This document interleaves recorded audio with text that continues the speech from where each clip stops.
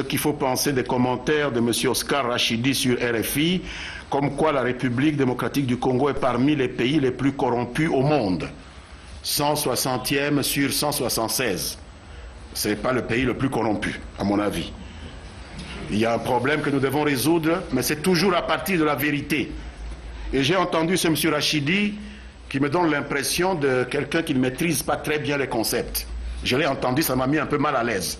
Que Christophe Boisbouvier parle avec quelqu'un qui n'est pas vraiment de son niveau, parce que j'ai senti des confusions de concepts. Par exemple, prétendre que les frais bancaires que l'on retient pour la gestion d'un compte bancaire d'un fonctionnaire qui touche son argent à la banque, c'est du détournement. Comprenez, quelqu'un qui dit ça, quel est son niveau? Quel est son niveau intellectuel?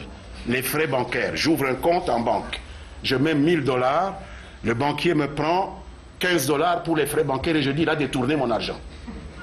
Est-ce que vous croyez que ce monsieur mérite vraiment que nous perdions notre temps à épiloguer sur tout ce qu'il a raconté? Il ne comprend pas lui-même de quoi il s'agit.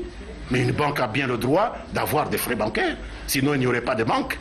Donc vous comprenez, les gens parlent de concepts qu'ils ne maîtrisent pas. Et c'est dommage que dans un média global comme RFI, on donne la parole à des gens qui apparemment ne savent même pas de quoi ils parlent.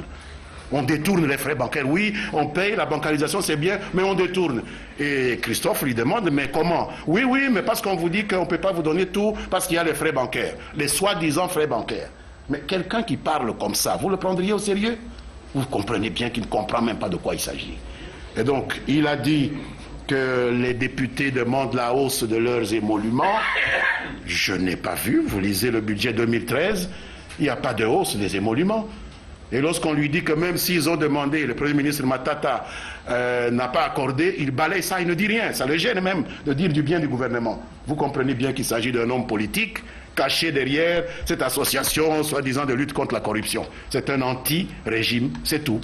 C'est ce que moi j'ai compris. Donc c'est inutile de discuter de tel certain opposant qui est en train de parler et qui n'a pas l'honnêteté de se présenter comme un opposant. C'est dégoûtant.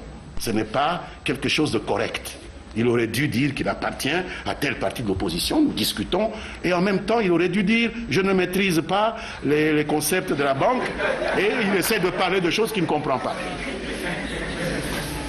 Les votes monnayés, il dit que lorsqu'on a chassé M. Kamere du perchoir, on a monnayé.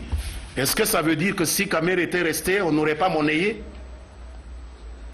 Il dit que puisque nous sommes passés de deux tours à un tour pour les élections, suite à cette révision que le Congrès passé, les deux chambres réunies en Congrès, avaient voté, on a monnayé.